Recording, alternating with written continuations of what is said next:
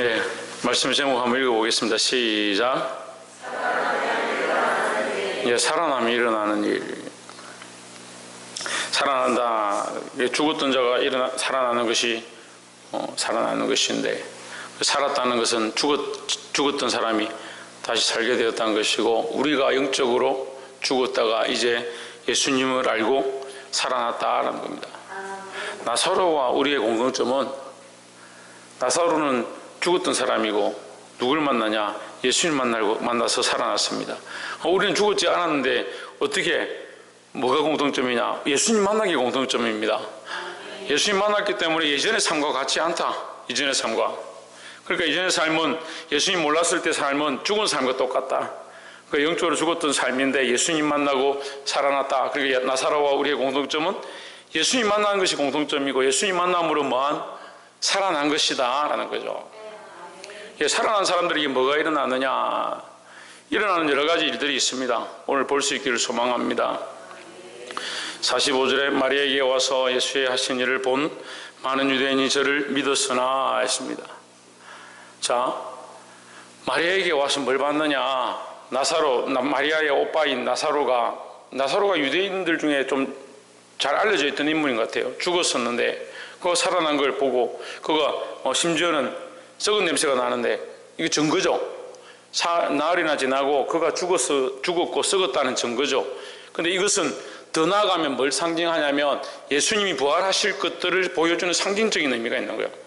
왜냐하면 그때가 예수님 죽으실 때가 가까워왔고 유월절이 가까워오고 있는데 나사로가 부활했다. 그럼 나사로의 부활을 통해서 예수님이 뭘 가르쳐 주시냐면, 나도 썩지 아니하고 나도 죽지 아니하고 너에게 살아날 것이다 라는 그 약속을 미리 보여주신 거예요. 그러니까 우리는 썩지 아니할 것들을 바라보고 죽지 아니할 것들을 믿음으로 소망하는 자들이다 라는 겁니다. 그걸 몰랐던 유대인들이 이제 이 나사로의 살아난 사실을 보고 뭐 했느냐? 믿었다 했습니다. 믿었으라는, 그 사람들은 믿었지만 다른 사람들은 어떻게 했느냐? 46절에 그 중에 어떤 자는 바리새인들에게 가서 예수의 하신 일을 고하니라 했습니다. 알리니라.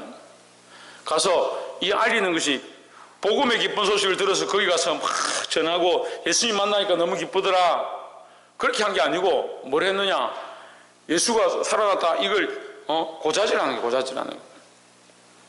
아무리 좋은 일도 악하게 해석하면 악하게 보이는 겁니다.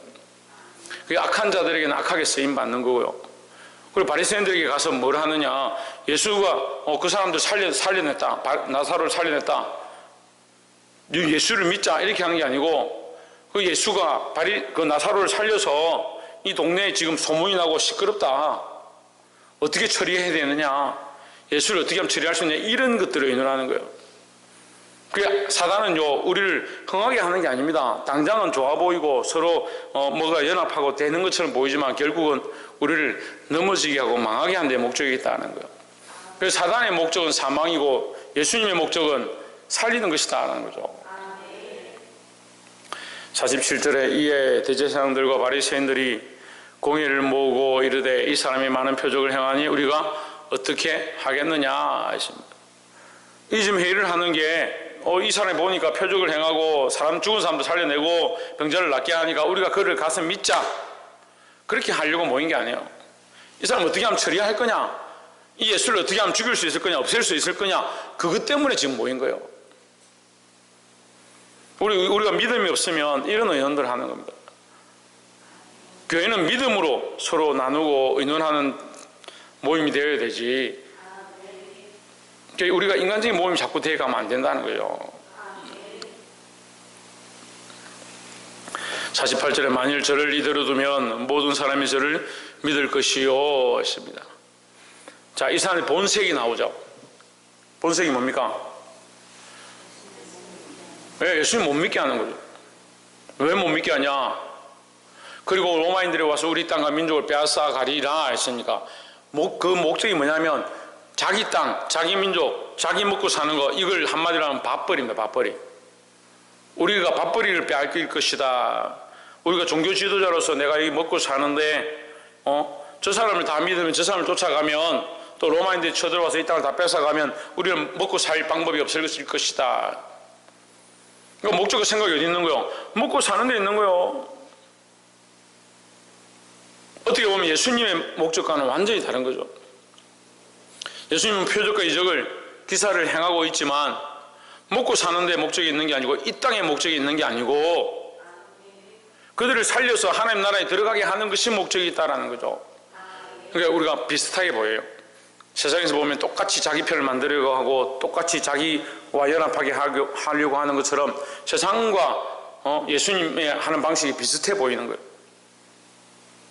그래서 제가 보니까 이 교회들이 분쟁이 나거나 문제가 생기면요, 목사님 어느 쪽이 맞는지 잘 모르겠습니다, 그런 얘기를 하는 걸 제가 많이 봤어요. 어느 쪽이 맞는지 모르겠다. 저기도 자기들 나름대로 옳은 생각이 있고 저기도 나름대로 이쪽도 자기들 나름대로 맞는 생각이 있다. 목사님 어떻게 해야 됩니까? 그렇게 하는 걸 많이 봤습니다. 이쪽 저쪽이 아니고 예수님 편에 서야 되는 거예요. 예수님 편에.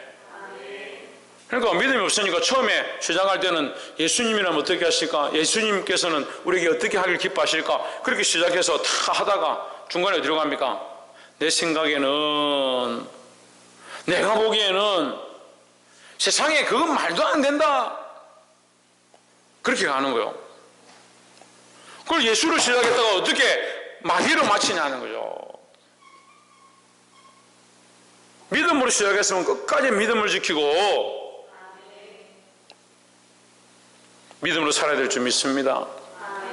우리 살아난 자들을 핍박하는 겁니다. 믿는 자들을 핍박하는 겁니다. 예수 믿는 증인의 이 복음들을 듣지 않는 겁니다. 왜요? 여기 자기들의 목적이 나오는 거죠. 모든 사람이 그를 믿을 것이요, 그 사람들 빼앗기기 싫다는 거예요. 왜? 저희도 그 사람들이 돈을 내고 자기가 먹고 살게 하는데 자기 밥벌이가 없어진다는 거예요. 자기를 위한 목적과 생각들을 가지고 있다는 거예요. 보게 되길 소망합니다. 제가 참 안타까운 것이 교회도 이제 조금 더 있으면 더 힘들어질 것 같아요. 우리 교회가 그런 게 아니고 교회들이 보니까 월급 받고 먹고 살아야 되는데 지금 뭐 서울에는 부교육자들, 부목사들이 노조를 만들었다고. 노조를. 목사님이 함부로 자르지 못하도록 자르면 데모를 하는 거예요. 우리를 자르지 마라. 뭐 데모를 해가지고 월급 더 올려달라. 그렇게 하겠다는 거예요. 이게 무슨 산업체도 아니고 기업도 아니고 믿음을 가지고 하나님 앞에서 하는 일들을 해야 되는데 우리는 어떠한 일들이 생겨도 끝까지 목적이 예수 그리스도가 되어야 한다라는 겁니다. 49절에 그 중에 한 사람 그해 대제사장인 가야바가 그들에게 말하되 너희가 아무것도 알지 못하는도다 했습니다. 지는 않아. 이제 너희들이 아무것도 알지 못하는도다 이렇게 하면 우리가 물어보면 자기는 아는가 이렇게 볼 수 있죠. 가야바도 아무것도 모릅니다. 근데 50절에 보시면 한 사람이 백성을 위하여 죽어서 온 민족이 망하지 않게 되는 것이 너에게 유익한 줄 생각하지 아니하는도다 하였으니 했습니다. 이걸 말을 했는데요, 이 가야바가 말을 했는데 이건 말씀에 예언된 거거든요. 근데 예언의 말씀을 그가 말하면서 알고 한 게 아니에요. 51절에 이 말은 스스로 함이 아니요 그 해의 대제사장이므로 예수께서 그 민족을 위하시고 그 해의 대제사장이 되셔서 대제사장인데 왜 이걸 말했냐, 그게 아니라 그가 대제사장으로 세워졌으므로 하나님께서 그에게 은혜를 더하셔서 이렇게 보시면 돼요. 그가 대제사장이었으므로 하나님께서 그 입을 의탁하셔서 이렇게 말하면 돼요. 다시 말하면 대제사장의 입으로 대언하게 하셔서 그렇게 생각하면 되죠. 그래서 대언해서 대신 쓰임받아서 다 좋은 건 아니에요. 쓰임받는 것 자체는 좋죠. 그죠? 주님 앞에 쓰임받는 건 좋죠. 청년들 수련회, 학생들이나 청년들 데리고 수련회 해보면요, 아이들이 은혜 받으면요 별별 은혜의 말들을 다 해요. 목사님 내가 은혜 받으니까요 하나님께서 이렇게 하셨습니다 하고, 내가 요즘 고민인데 어떻게 하면 좋겠냐, 목사님 이렇게 하면 됩니다 막 그건 자신 있게 해요. 근데 나중에 가면 믿음이 하나도 없는 걸 보는 거예요. 그렇기 때문에 그 아이가 그렇게 말했기 때문에 그 아이는 존경할 아이고 그 아이를 쫓아가야 되냐, 절대 그렇지 않습니다. 이 대제사장도 마찬가지예요. 그렇게 쓰임받은 거죠. 우리가 쓰임받았을 때 계속 그렇게 쓰임받아야 되고 그렇게 사용이 돼야 되는 거죠. 문제는 뭡니까? 자꾸 변질되는 겁니다. 뭘 잃어버려서? 믿음을 잃어버려서. 오늘 오전에 말씀 나눈 거, 오늘 오후에 나눈 말씀이 연결되는 믿음이에요. 믿음. 신중형 뭐가 없어서? 그래, 믿음이 없어서. 52절에 또 그 민족만 위할 뿐 아니라 흩어진 하나님의 자녀를 모아 하나가 되게 하기 위하여 죽으실 것을 미리 말함이라 했습니다. 미리 말했지만 그는 알지 못했다라는 거죠. 누가 그러면 죽어야 됩니까? 누가 죽어야 됩니까? 내가 죽긴 뭘 내가 죽어요. 여기 지금 말씀에 누가 죽어야 됩니까? 예수 그리스도께서 죽으셔야 된다는 거죠. 예수 그리스도께서 왜 죽어야 되느냐? 왜 죽어야 됩니까? 양윤수 사모님 왜 죽어야 됩니까? 김경수 사모님 왜 죽어야 됩니까? 예수님이 민족을 위해서. 천정환 집사님 예수님이 왜 죽어야 됩니까? 신성경 예수님이 왜 죽어야 됩니까? 최우성 집사님 예수님이 왜 죽어야 합니까? 우리 죄 때문에 죽어야 되는데 왜 죽어야 됩니까? 지훈아 예수님이 왜 죽어야 됩니까? 저 안에도 마이크 하나 설치해야겠네. 김경수 목사님 예수님이 왜 죽으셔야 합니까? 그렇죠. 하나가 되는데 그래. 홍진우 예수님 왜 죽으셔야 합니까? 따라합시다. 그가 진리문 우리의 허물을 인함이요. 이사야서 53장 말씀에 그가 진리문 우리의 허물을 인함이며 그가 상함은 우리의 죄악을 인함이라. 그가 채찍에 맞음으로 뭐요? 그가 채찍에 맞음으로 우리가 나음을 입었고 했으니까 예수님이 왜 죽어야 합니까? 예수님이 왜 죽어야 합니까? 누가 죽어야 누가 어떻게 됩니까? 사는 겁니다. 예수님이 왜 죽으셔야 합니까? 우리를 살리기 위해서 죽으셔야 되는 겁니다. 천국에 소망을 가진 사람 이거 분명해야 되죠. 우리가 천국에 어떻게 들어가느냐? 예수님의 죽으심 때문에 들어가는 거예요. 그래서 그 말을 우리가 잘 쓰는 말로 뭐라 합니까? 예수의 보혈의 능력을 힘입어라는 거예요. 그 보혈이 뭡니까? 죽음이죠. 죽음. 그래서 피는 곧 뭐다? 출애굽기 말씀에 피는 곧 생명이다. 생명.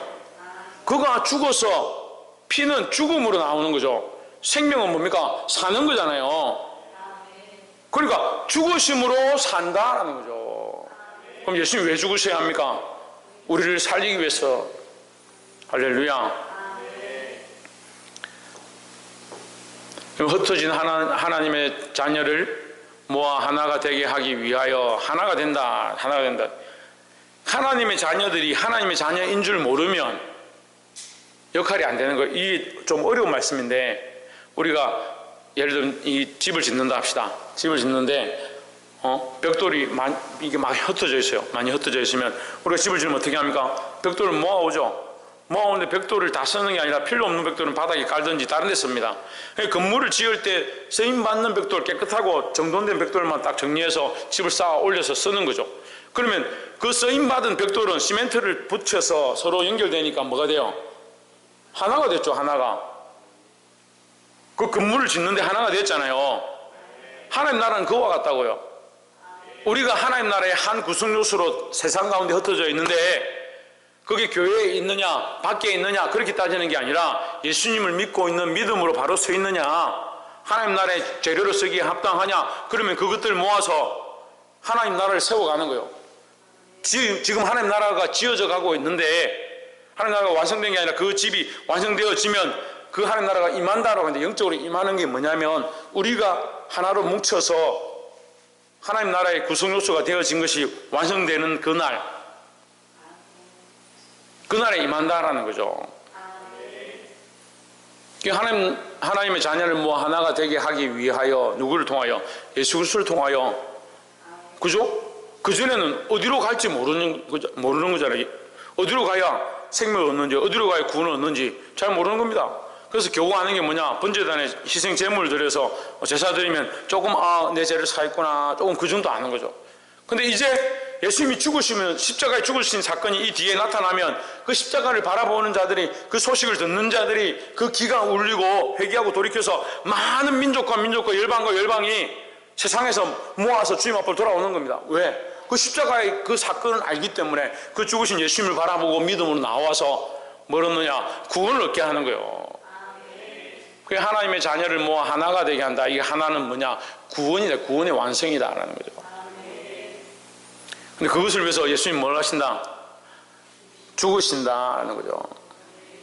다시 물어봅시다. 예수님이 왜 죽으셔야 합니까?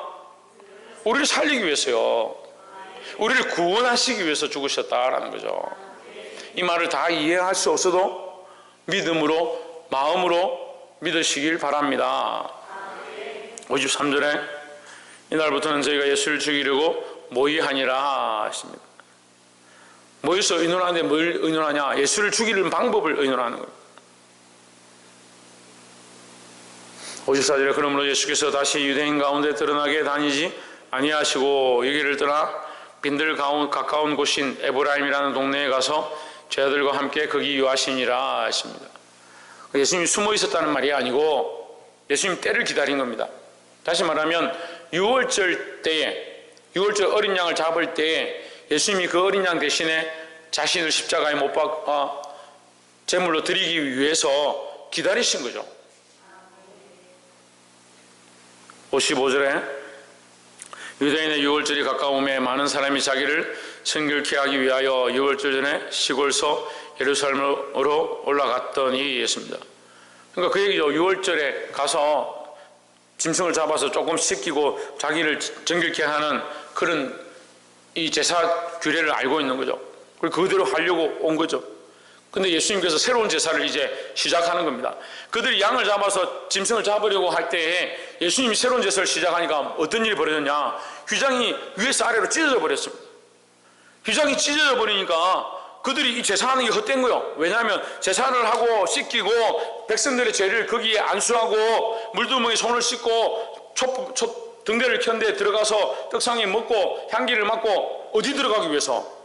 하나님의 임재가 있는 지성소에 들어가기 위해서 지금까지 이것을 했는데 지성소 문이 휘장이 찢어져 버렸다니까.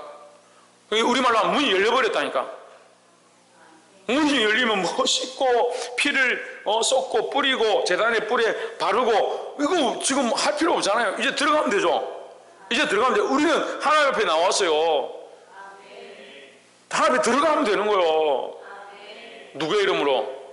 예수 그리스도의 이름으로 예수 그리스도를 의지해서 그 앞에 나아가면 되는 거예요. 우리가 얼마나 큰 은혜를 얻었습니까? 이 사람들은 아직 그걸 모르니까 짐승을 잡아가면서 자기를 성결케 하기 위하여 유월절을 준비했다는 거죠. 56절에 저희가 예수를 찾으며 성전에 서서 서로 말하되 너희 생각에는 어떠하냐? 그가 명절에 오지 아니하겠느냐? 자기들이 그렇게 쓰임받는 줄 모르고 자기들이 짐승을 잡는 그 손으로 예수를 잡으려고 하는 이 일 가운데 이 쓰임이 하나님 나라를 위한 이제 십자가의 이 길이 열려지는 일인 줄 모르고 자기들은 어떤 일로 일하고 있느냐? 어둠의 세력으로 일하고 있는 거예요. 세상에 어둠의 세력이 있고 빛의 세력이 있고 하나님의 역사가 있고 사단의 역사가 있지만 다 하나님의 뜻 안에서 이루어지는 거예요. 그게 무슨 말이냐? 지금 오늘 방금 제가 설명한 거예요. 자기들은 자기들의 어둠의 세력의 생각들을 가지고 이 땅의 권세를 위하여 예수를 십자가에 못 박아 죽여야겠다 계획을 짜고 자기들이 원하는 대로 가고 있지만 그것 또한 하나님이 허락하셨기 때문에 그렇게 되는 것이고 그렇게 허락되었기 때문에 그들이 결국 누구를 죽이냐? 예수님을 죽이는 겁니다. 우리가 상식적으로는 이게 하나님 왜 이걸 허락하십니까? 하지만 결국은 예수님이 죽으셔야만 우리는 살 수가 있다는 거죠. 결국 어둠과 빛의 모든 일들을 하나님께서 역사하신다, 주관하신다라는 겁니다. 57절에 이는 대제사장들과 바리새인들이 누구든지 예수 있는 곳을 알거든 고하여 잡게 하라 명령하였음이라 했습니다. 그들은 나중에 결국 예수님을 잡지만 예수님이 그들이 잡으려고 갔기 때문에 잡힌 게 아니라 예수님이 잡혀주신 거죠. 그래서 베드로가 칼을 꺼냈을 때도 칼을 거두어라 이렇게 말씀하셨습니다. 예수님 하실 수 있다는 거죠. 하지만 예수님은 어둠의 일을 따라서 어둠의 생각으로 어둠의 방법으로 가는 것이 아니고 하나님의 뜻을 따라 걸어갔다라는 겁니다. 우리도 옆에서 한번 보십시오. 우리도 하나님의 뜻을 따라 살아갑시다. 할렐루야. 오늘 오후 예배 설교 제목이 뭡니까? 살아남이 일어나는 것. 살아남이 일어나는 것, 믿음의 일들이 일어납니다. 또 반대로 살아나면 뭐가 있느냐? 핍박의 일들이 있습니다. 핍박의 일들. 믿는 우리를 방해하고 박해하고 믿지 못하게 하는 수많은 일들이 있습니다. 여러분 믿음으로 살아보십시오. 예수님 믿기 시작해 보십시오. 뭐가 임하냐? 핍박이 임합니다. 또 살아나면 보는 것이 뭐냐? 주께서 하신 일들을 본다는 거죠. 그럼 내가 원하는 대로 가지 않고 예수님이 하실 일들 가운데 쓰임받는 자들이 되기를 소망합니다. 기도하겠습니다.